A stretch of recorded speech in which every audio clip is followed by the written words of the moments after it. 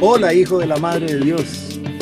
Estamos llegando ya al tercer episodio de esta serie con el Padre Fernando.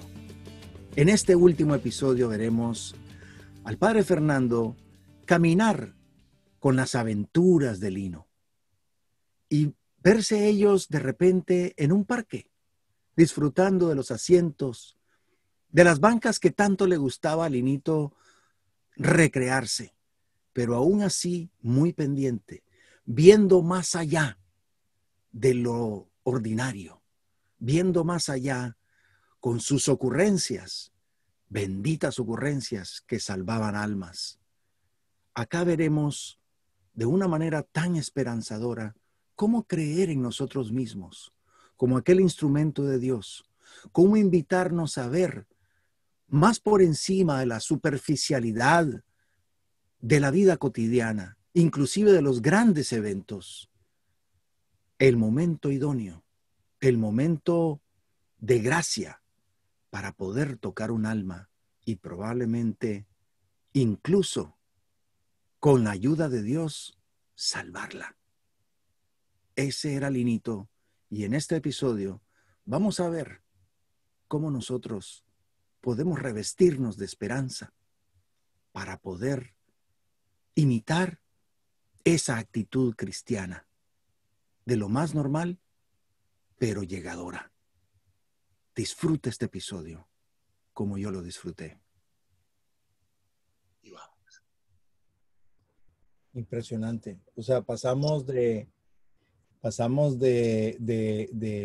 Lino, el guía espiritual, a Lino, el papá, a Lino, el acompañante, a Lino, el apóstol, El porque, apóstol.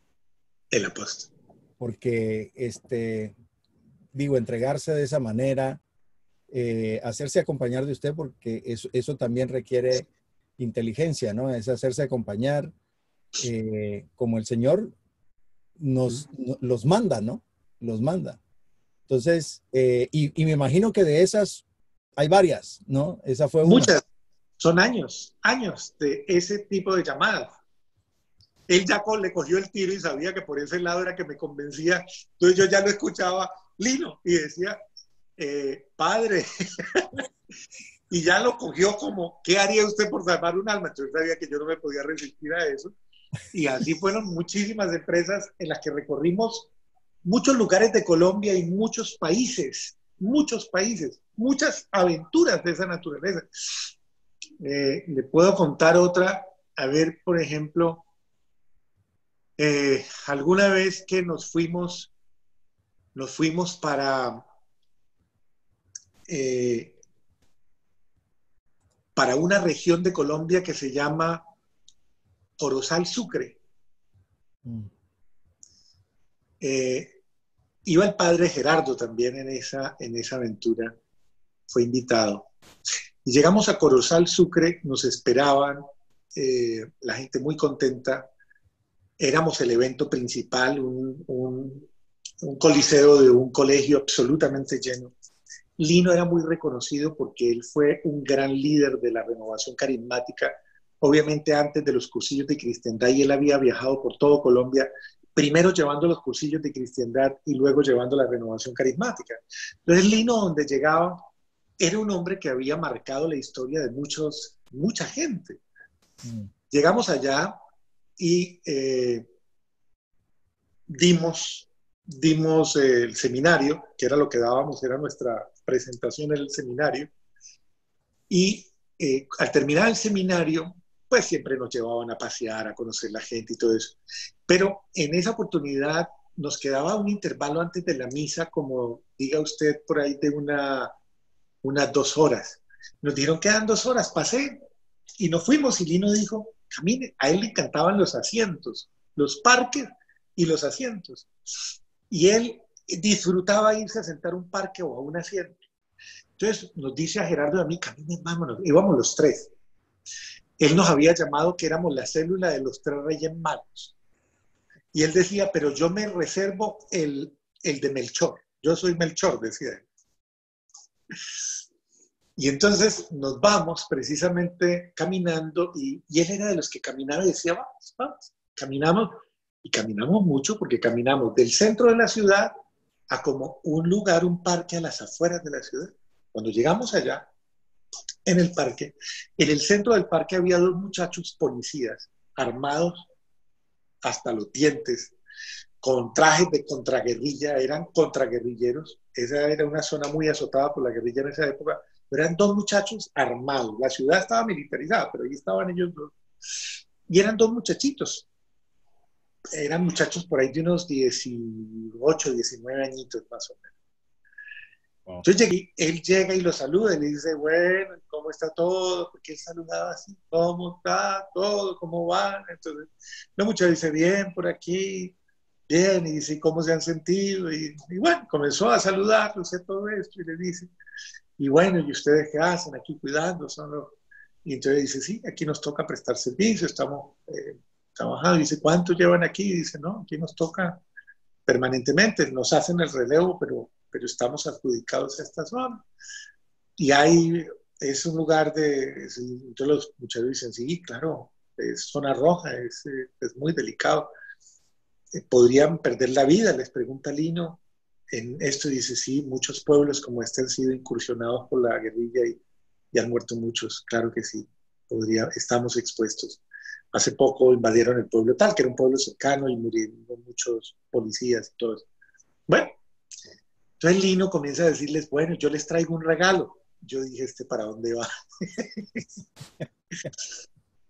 Y entonces dice, les traigo un regalo. Y yo creo que hoy es un día para ustedes muy especial. ¿Quieren el regalo? Y los muchachos lo miran y se ríen. Ellos pensaron que les iba a dar plata o una cosa. Y les dice, el regalo que les traigo es un tesoro. Y yo quiero decirles una cosa, ¿qué tal que lo del tesoro sea cierto? ¿Me aceptan el tesoro? Porque él siempre iba preguntando, ¿me aceptan el tesoro? Los muchachos se reían y lo miraban, y dice, ¿les voy a contar una cosa? Hace unos años yo estuve en un congreso, y esto es real, en un congreso que él estuvo por allá no quiero dar lugares porque no me quiero equivocar, pero era en el centro de Colombia. Y dice, y en ese encuentro yo les conté un cuento que es muy significativo, les dijo.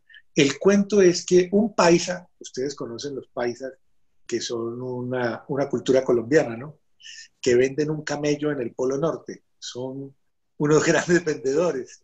Y entonces él dice, un paisa que iba para el cielo y cuando llegó al cielo, San Pedro le dijo, no puede entrar porque el cielo está lleno, usted no hay cupo para usted. Y entonces el paisa muy triste le dijo, no, pero no, si yo he trabajado toda mi vida para entrar al cielo, ¿cómo así que no me va a dejar entrar? Y digo, no, está lleno, pues ¿qué hago? Le dice el paisa a San Pedro, le hago un negocio.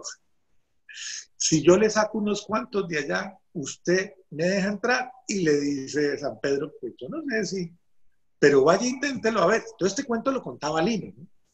Entonces dice que entró el paisa y comenzó a echar un cuento por todo el cielo diciendo, ¿cómo les parece que en el infierno hay un tesoro? Hay un tesoro y los que vayan se pueden ganar el tesoro, un tesoro muy grande. Escúchenme, ¿qué tal que sea cierto lo del tesoro? Se arrepentirían si no fueran. Vamos al infierno, ¿qué tal que sea cierto? Y él contaba esto vehementemente. Los muchachos se reían y dice, ¿y qué pasó? Y dice, no, el hombre salió y San Pedro le dijo, oiga, casi me desocupa el cielo usted con su cuento del tesoro, ¿no? Y dice, bueno, vea, tiene todo el cielo para usted ahora. Y le dice, entre y disfrute. Y le dice el paisa, no, yo me voy para el infierno. Y le dice, ¿cómo así? Desocupó el cielo y ahora se va para el infierno. Y dice el paisa, ¿y qué tal que lo del tesoro sea cierto?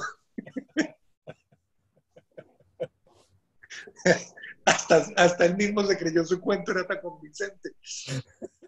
Entonces les dice, yo eché este cuento en un congreso. Un hombre lo escuchó y yo le dije a ellos, después de decir esto, ¿qué tal que lo del tesoro sea cierto? ¿Qué tal que lo del cielo sea cierto? ¿Ustedes se perderían el cielo? ¿Se perderían el cielo o se irían a rescatar su vida? La confesión es la forma de encontrar el tesoro. Confiésense. Y nos señala y nos dice, a los dos muchachos les dice, vean, este es un cura y este es otro cura. ¿Qué tal que lo del tesoro sea cierto? ¿Por qué no se confiesan? Los muchachos voltean y se miran y se ríen.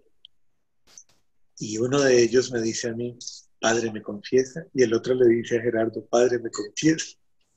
Yo voy y confieso al muchacho y al otro muchacho coincidimos después de que ninguno de los dos se había confesado después de la primera comunión. Y esos muchachos estaban felices, felices, felices después de que se confesaron. Y nos fuimos de ahí dándoles un abrazo. Esa fue una aventura con Lino que terminó en la celebración del sacramento de la confesión y no sabemos si incluso en la salvación de esas almitas, porque poco tiempo después escuchamos que había habido una expulsión por ahí y habían muerto muchas personas, no lo sé. Pero miren ustedes esos detalles.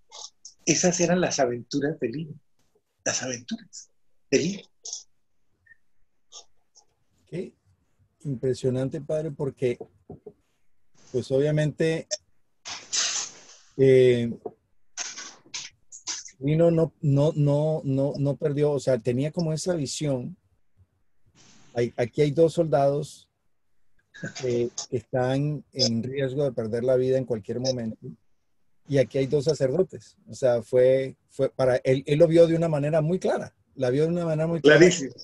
La vio tan clara que usted inclusive estaba diciendo, ¿a dónde va ahora? ¿Con qué ocurrencia sale? Definitivamente solo el que está pendiente, el contemplativo, el que está, y tal vez esa es una de las cosas que me impacta mucho de estas anécdotas que acaba de contar. Hay como un patrón, y ese patrón es Lino el contemplativo, Lino el que puede ver más allá de lo que está superficialmente, más allá de la vista, ¿no? Y eso es como estar en la sintonía. Le voy a contar una para terminar de pronto esta parte, porque no sé si puede ser muy extensa. Estamos en República Dominicana, hemos ido a un viaje y estamos ahí con Lino. Nosotros tuvimos el privilegio de abrir las misiones en República Dominicana, esto fue en el año 2001. Fuimos invitados por curiosamente, incluso la misma cónsul de República Dominicana en Bogotá nos dio las visas, fuimos. Ella hasta costeó prácticamente algunos de los tiquetes para poder ir. Nos recibían 7 obispos de República Dominicana y íbamos con la misión de, más loca todavía, de sembrar 3 palos. Un níspero, un naranjo y una palma real. Esa era la misión de República Dominicana, muy simpática.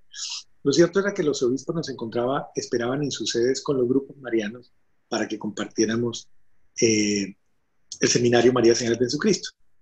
Pero nos llevan a pasear a Santiago de los Caballeros a saludar al obispo de aquel momento, Monseñor Flores, de ahí de Santiago de los Caballeros. Después de que saludamos al obispo que nos acogió de una manera hermosa, ella era el arzobispo en ese entonces, ya murió Monseñor. Luego lo sucedió un gran amigo de Lino, excelente amigo de Lino, Monseñor Ramón Benito de la Rosa y Carpio. Y entonces, bueno, estamos allá y nos llevan a un lugar que es una imagen del Señor, como una imagen muy bella que hay en República, ahí en Santiago de los Caballeros. Creo que es una imagen de la Virgen en el centro de una gran glorieta, es una imagen muy bella, donde la gente se sube, trata de ser como un símil de estos grandes corcovados, de las grandes ciudades, pero no alcanza a ser tan grande la imagen, pero es un lugar muy bonito. Llegamos ahí todos y nos están mostrando el lugar, la gente tomando sus fotos, nosotros ahí, Lino nos acerca en un ratito y de pronto nos dice hagamos una oración aquí, consagrémosle a la Virgen este lugar y todo esto, y él se aparta después y cada quien se aparta, y Lino se va y lo vemos al rato charlando con una muchacha ya que estaba en el piso, y él la ve y se le acerca y comienza a hablar, y la muchacha estaba llorando. Hacía rato él había notado que los policías la estaban forcejeando y la habían sentado allí, y el policía permanecía a distancia. Y Lino se acerca muy delicadamente y comienza a hablarle a la muchacha, y a contarle historias y a todo esto. Y cuando ya llegamos, Primero estaba triste, estaba llorando y al final la muchacha estaba riéndose con Lino. Nos acercamos y los policías estaban comentando que la muchacha la habían bajado de una parte alta de ahí de la imagen, porque se había subido para tirarse y suicidarse. Y Lino, en medio de todo el tumulto de gente que había, él se dio cuenta de esa tristeza de esa muchacha y se acercó a la tristeza de la muchacha y le dedicó tiempo a la tristeza de la muchacha. Ninguno de nosotros nos dimos cuenta, no nos habíamos percatado, no nos habíamos dado cuenta de que alguien estaba sufriendo. Lino sí lo notó, se le dedicó hasta que la sacó. Y la muchacha quedó riéndose, quedó vinculada y le dieron teléfonos de todo para que ella fuera a una reunión de algo, de una reunión pues, de oración, de un grupo que había. Pero a mí lo que me impacta es esa mirada aguda de Lino de descubrir en medio de la multitud o en medio de un acontecimiento, fijar los ojos sobre alguien que sufre. Es una solidaridad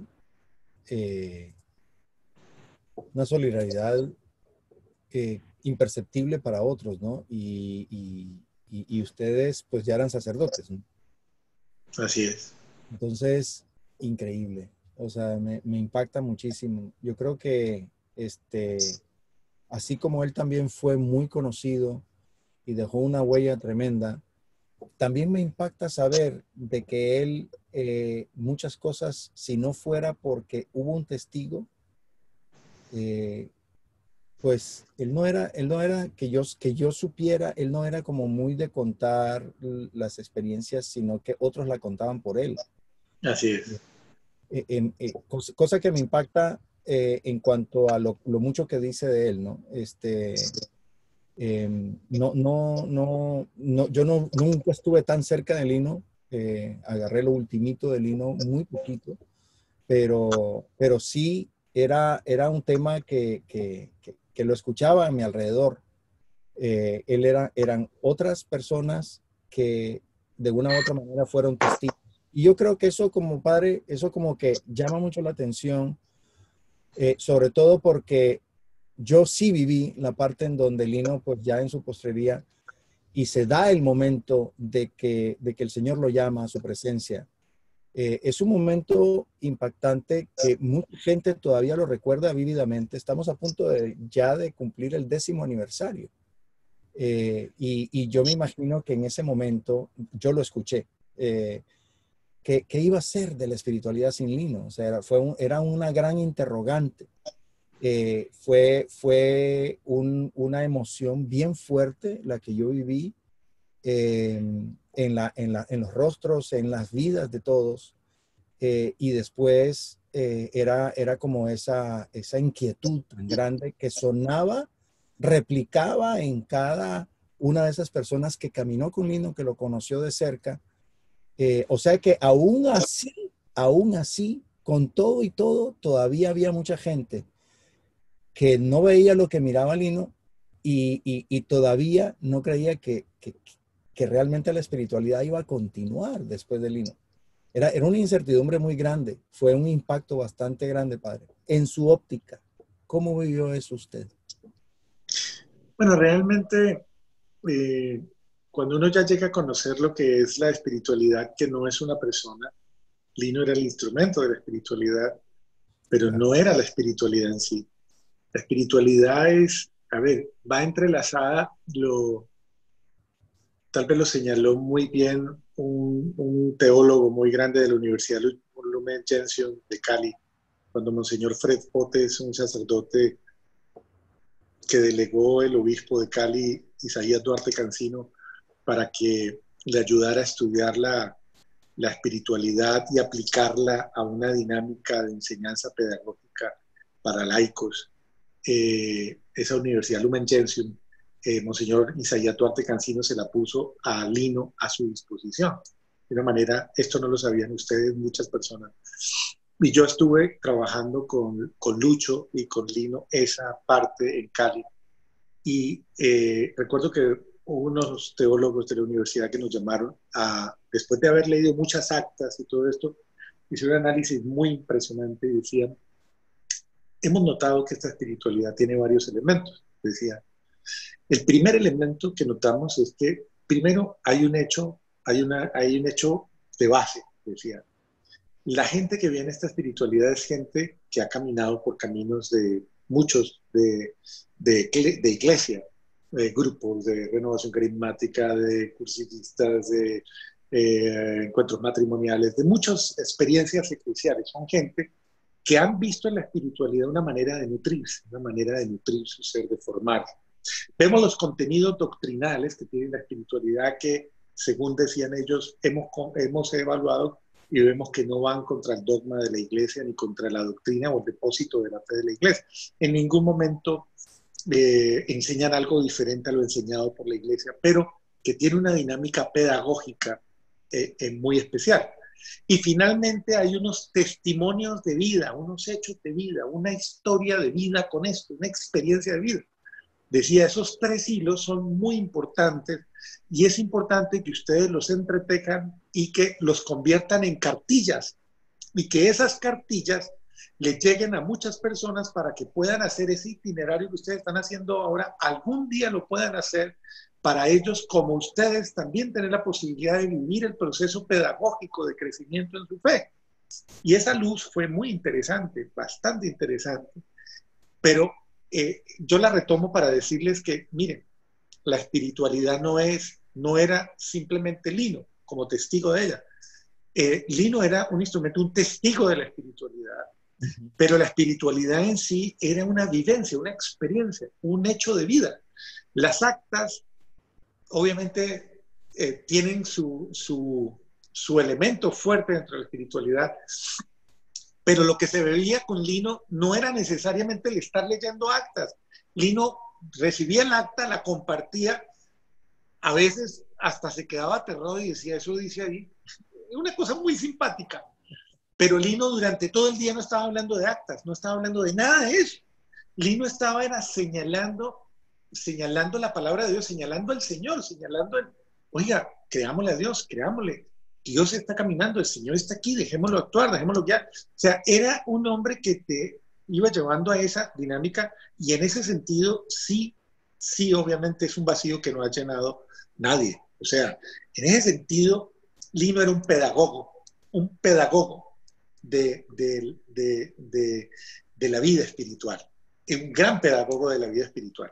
Entonces, pero la gente comenzó a tener esas experiencias de contacto con el día a día a través de esas experiencias de descubrir a Dios en su vida y de verse incluso provocados a la fe, porque Lino era un provocador, era de esos tipos provocadores que ponía y retaba a las personas a que creyera y retaba a esas personas que pusiera en confianza su fe. Hay un testimonio que se lo voy a decir, muy impresionante, que es el testimonio de un tocayo suyo que se llama Leonardo de Manizales, que es un testimonio para mí arrollador, absoluta. Yo quisiera que usted lo tuviera, ese testimonio, directamente de su boca, porque es absolutamente impresionante ese testimonio.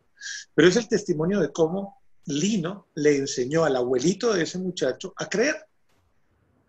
Estaban en un cursillo de cristiandad en Manizales y el abuelito, llamado el viejito por Lino, apodado el viejito, llegó triste al cursillo, se había ido a visitar al hospital a su nieto que estaba en el hospital y vino triste, y Lino lo notó triste y le dijo, ¿qué le pasa, abuelo? ¿Qué le pasa?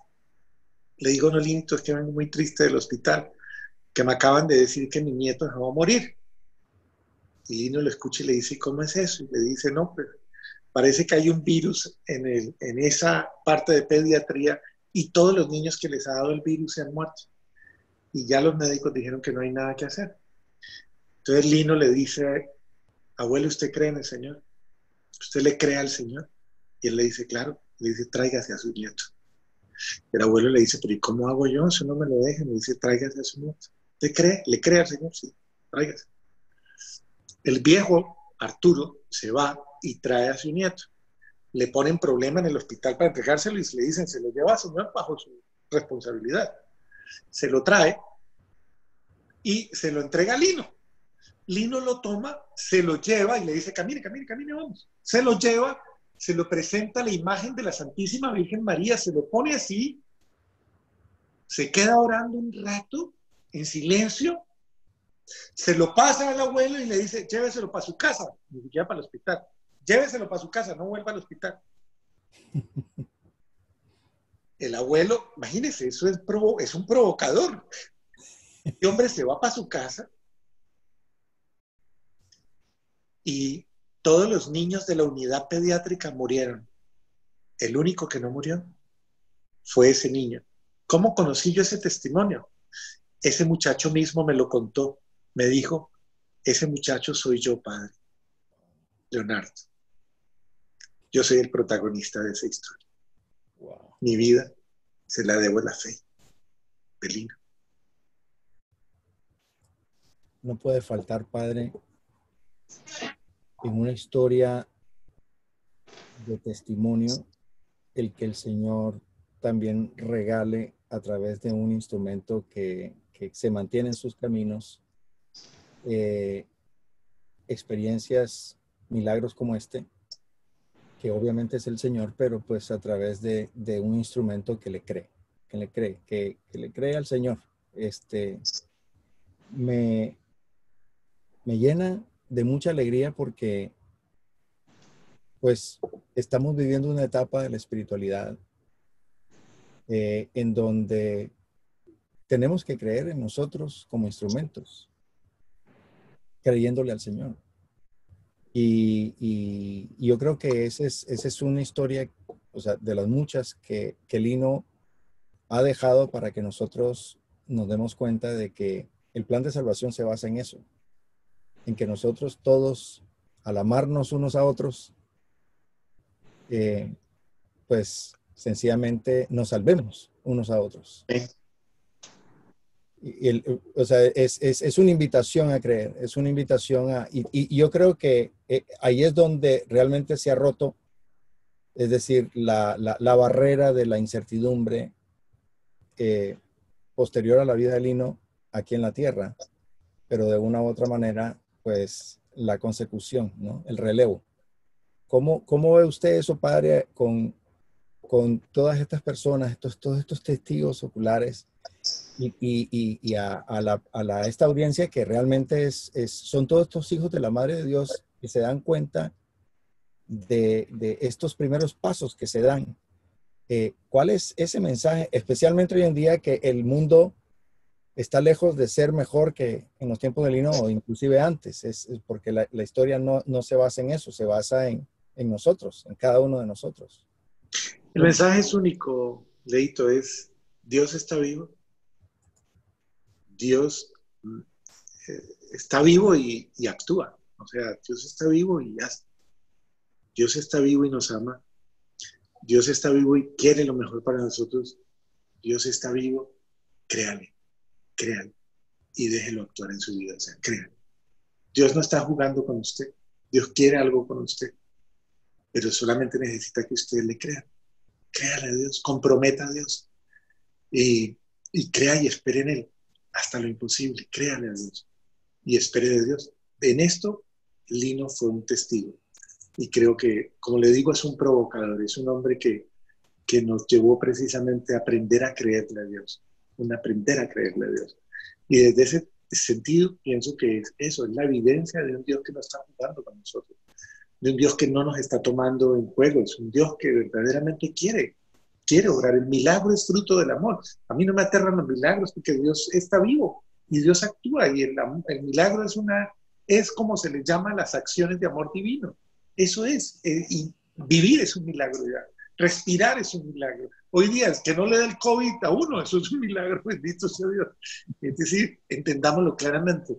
Cada uno de los acontecimientos de la vida es un milagro. Entonces, aprender a vivir esa extraordinariedad de Dios en la simplicidad de cada día, con la absoluta certeza y la absoluta confianza de su amor.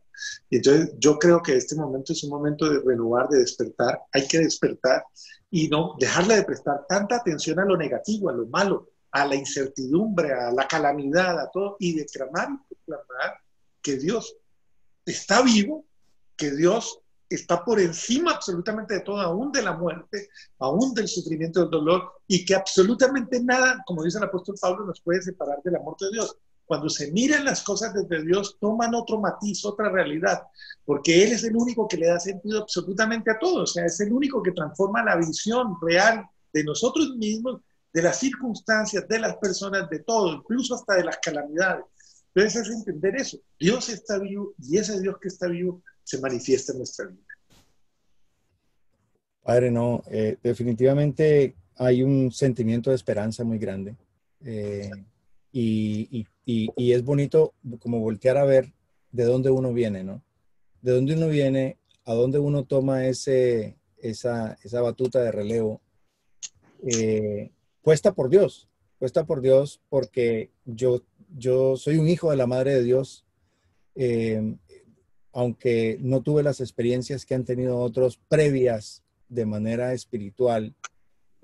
No tengo tanto método de comparación como usted, con el mismo Lino y como otros que también han llegado. Sin embargo, yo esto lo siento mío. O sea, yo siento que esto es, yo pertenezco y me pertenezco. O sea, es algo que está ya encarnado, eh, y me preocupo de seguir en ese camino, eh, como ya un tema no veo marcha atrás. Entonces, cuando yo me siento en ese paréntesis, en ese altibajo, porque todos tenemos altibajo, voltear a ver atrás, escuchar estas historias, estos testimonios tan hermosos, me dan fuerzas para continuar. Y yo creo que muchos van a agradecer esto. Y desde ya, yo creo que me siento instrumento. Ale, yo quisiera darte en este momento un pequeño espacio. ¿Qué has sentido todo esto ahora escuchando acá al padre? Tú lo has conocido por tanto tiempo, pero escuchar estos inicios de su viva voz, de todo lo que él ha vivido, de lo que acompañó como testigo ocular desde los inicios de esta espiritualidad, en ese testimonio de Lino, eh, ¿qué opinión te merece, Ale? Bueno, para mí, cuando yo llegué a San Bonifacio, porque no es que llegué a la espiritualidad, sino que llegué a San Bonifacio, yo, yo recuerdo que me fue a confesar con mi mamá. Impresionante que todo empieza por ahí, ¿no? Me fue a confesar con mi mamá a San Bonifacio y el padre Fernando dio la misa y recuerdo vivamente esas palabras en la homilía que decía, este, ayúdame Señor a amar a mi prójimo como tú lo amas, ayúdame Señor a perdonarlo como tú lo perdonas, ayúdame Señor a aceptarlo como tú lo aceptas, ayúdame Señor a aceptarme como tú me aceptas, a perdonarme como tú me aceptas y amarme como tú me amas. Esas frases como que se tatuaron en mi corazón y en mi alma y yo quedé con eso, pues. Y me he dado cuenta en la espiritualidad de que cada uno lleva a Jesucristo, o sea, cada uno como que muestra el camino. Y en los testimonios que desde ayer y los de hoy, me doy cuenta que Lino Sevillano era así. Lino mostraba el camino, Lino era la señal en el camino. Y como lo dice el padre Fernando, es solamente venga y créale, venga y créale. Y yo pienso que para nosotros ese es como la esencia de mostrar a Jesucristo a través de lo que nosotros estamos viviendo en el momento. O sea, de ser testimonios en silencio y que la persona vea y llegue el momento en donde, bueno, sí, mira, o sea, yo te puedo ayudar, pues te puedo decir unas palabras y tal, pero el sacerdote es el que te va a confesar. Es como que uno se hace parte del camino, de la señalación en el camino.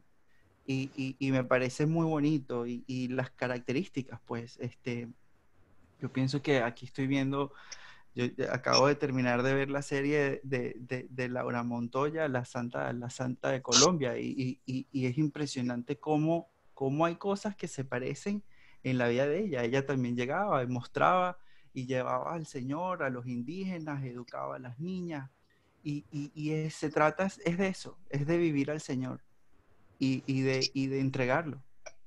Eso es lo que siento yo de los testimonios y de la espiritualidad como tal en mi vida. Tú acabas de decir algo que, que yo creo que es un buen tema como para tal vez cerrar en esta velada, porque pues obviamente aquí podemos amanecer, como dicen en mi tierra, amanecemos y no peleamos, ¿no? Sí. Pero dijiste, Lino, era una señal. Y esa señal, así como el padre lo mencionó, ¿no? Eh, que era preferible gastarse por algo que conservarse por nada, ¿sí? Él, en ese desgaste, lo que hizo fue cristofinalizarse y cristofinalizar por donde él pasaba, ¿sí? O sea, él cumplió a cabalidad el objetivo de la espiritualidad. Él, faltando unos cuantos días, 10 días, 11 días, él termina siendo el instrumento de la última acta, la 1610, y, y, y, y es impresionante cómo cierra el margen de esa acta, ¿sí? El margen es relativamente corto, lo voy a leer. Dice, tomen conciencia de la dignidad que tienen. Si son hijos de Dios, si son hijos de Dios, no esclavos, son hijos de Dios, no esclavos. Como hijos son merecedores de vivir y de obrar con dignidad a la altura del rango que tienen. Son hijos de Dios pensados y creados por Él a su imagen y semejanza. El reino de Dios les es dado en herencia. Por eso están obligados a hacer buen uso de Él, a conservarlo y a desarrollarlo. La dignidad heredada de Dios los obliga a ser verdaderos y auténticos testigos. Quien los vea a ustedes debe ver a Dios en ustedes y a través de ustedes. No olviden esto. Del buen o mal comportamiento de ustedes como testigos y modelos dependen el buen o mal concepto que se tenga de Dios. Qué responsabilidad tan grande. Es un paréntesis mío. Y finalmente cierra porque esto se dio en el encuentro de San José. Y dice, este encuentro de San José es una escuela taller de formación. Su finalidad es convertirlo en auténticos y verdaderos testigos. Por tanto, deben procurar convertirse en multicopias de José y de María humanamente. Y esta es la última frase. Y va mucho con esto. De ese modo, ustedes, como la Santísima Virgen, alcanzarán la gracia de ser señales de Jesucristo. Todo, inclusive hasta los testimonios del Padre esta noche. A donde íbamos el seminario María Señal de Jesucristo. O sea, la puerta de entrada del seminario. María, señal de Jesucristo. Sin embargo, al final, uno termina dándose cuenta que de tanto ir con ese estilo, uno termina siendo señal de Jesucristo. Padre Fernando de Juela, señal de Jesucristo. Alejandro Jiménez, señal de Jesucristo. Leo Janón, señal de Jesucristo. Por la gracia de Dios.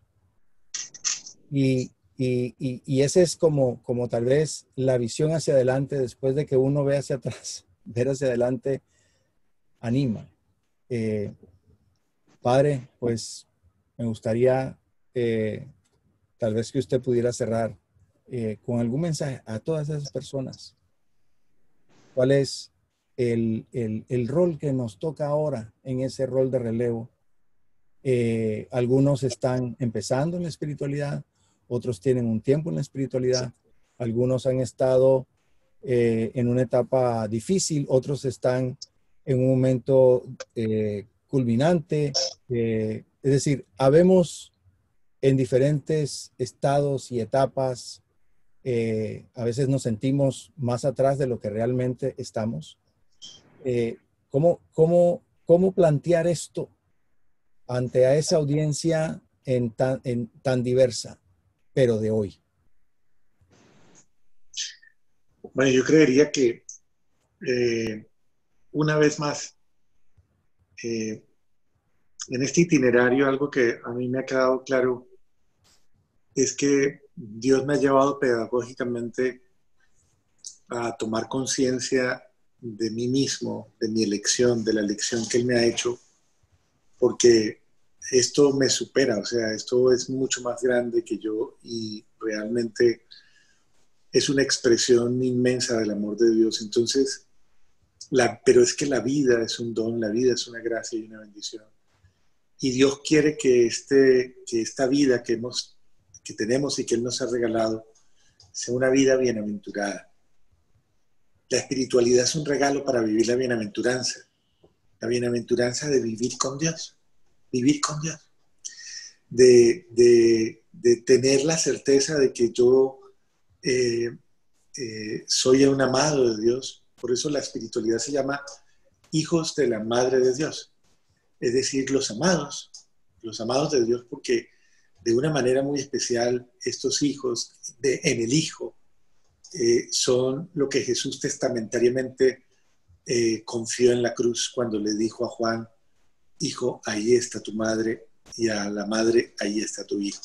Entonces, es ese hijo que adquiere conciencia de que no es huérfano, de que hay alguien que le ama, hay alguien a quien le importa, y que simplemente tiene que hacer algo que tal vez es lo único que Dios le pide: déjese amar, déjese llenar del amor de Dios, créale al amor de Dios y crea que la propuesta del amor de Dios es para usted hoy, que Dios le ama y compromete ese amor y diga: si yo soy hijo de mi Padre, como muchos lo han dicho, si yo soy hijo de mi Padre, yo me abandono en las manos y verá que Dios se manifiesta. Yo me abandono en sus manos y viva esa certeza de ese amor de Dios como lo es de real. O sea, uno cuando es hijo de su papá, uno dice: mi papá me protege, mi papá me va a cuidar.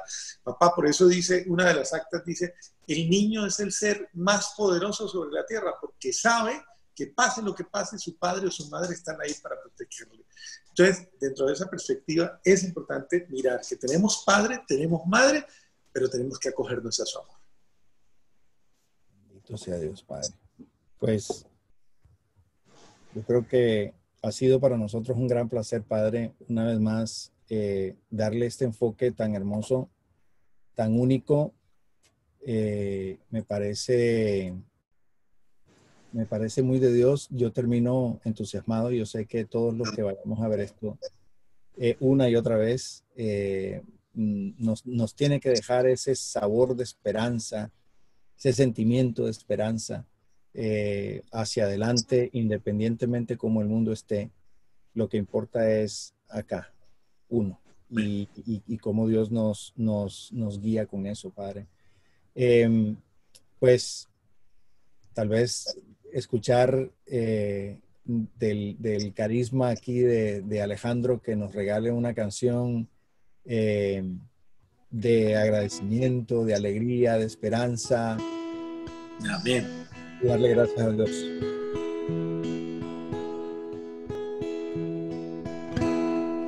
Hace tiempo delante de ti yo dije sí, entonces comencé a caminar buscando hacer voluntad, y no obstante el tropiezo, la caída y las fallas, tú me has sostenido en la lucha. Me levantas, me limpias y me sanas, tú me sostendrás.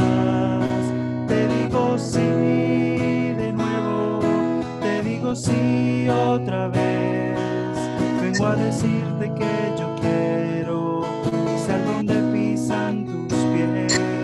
Renueva ese amor primero, divinízame, Señor. Sabe que aunque débil te quiero, deseo seguirte.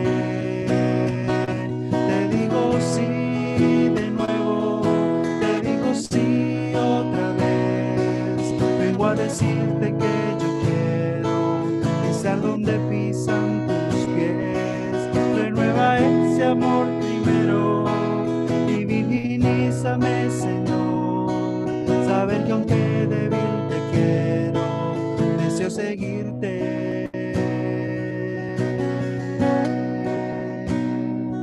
De corazón, de corazón.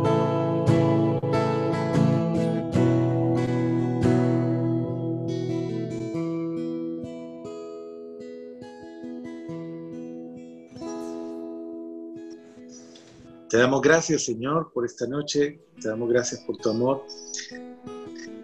Gracias por permitirnos hacer memoria de estos momentos tan bellos de testimonio al lado de tu instrumento divino, a quien utilizaste para encender la fe de muchos, animarlos, provocar. Señor, gracias porque siempre suscitas en la vida seres humanos con la capacidad de amarte de tal manera que su amor se convierta en un motivador para muchos, Señor. Gracias por encender ese carbón ardiente de tu amor en nuestras comunidades eclesiales, en nuestra vida, en nuestra historia. Gracias por la iglesia, porque el gran regalo de esta espiritualidad es amar tu iglesia, amarla como es, respetarla, acogerla, bendecirla y en ella ser simplemente un tributo de entrega. Gracias, Señor, por todos estos regalos tan grandes, porque nos llevas a ser iglesia, a ser hijos tuyos, a ser hijos del amor y a ser significativamente esa gota de agua que se une al vino en el misterio de la consagración. Señor bendito y misericordioso, bendice la vida de los que están sufriendo ahora, en este momento. Quiero pedirte por los que están agonizantes, tal vez por esta pandemia, por las familias en las que hay un papá, una mamá, una esposa, unos hijos enfermos completamente y con miedo de morir, Señor, con miedo de lo peor, porque ya perdieron a su abuelito, porque ya perdieron a un miembro. Señor, bendícelos, bendice estos hogares que sufren, guárdalos, acógelos, bendice a cada persona que te necesita y de la que no somos conscientes, Señor. Permite que nuestra humilde oración alcance bendiciones para todos, alcance bendiciones para muchos, Señor. Permítenos ser instrumentos tuyos y saciar con tu amor.